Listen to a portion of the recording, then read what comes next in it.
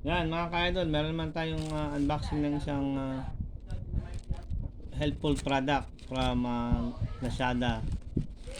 Ito yung mga gusto ng maging maayos yung CR nila. Soap dispenser.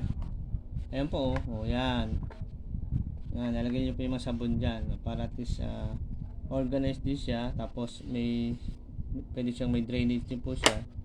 Dito po yan. So yan, dito yung tutuloy yung tubig. So iano nyo lang din yun.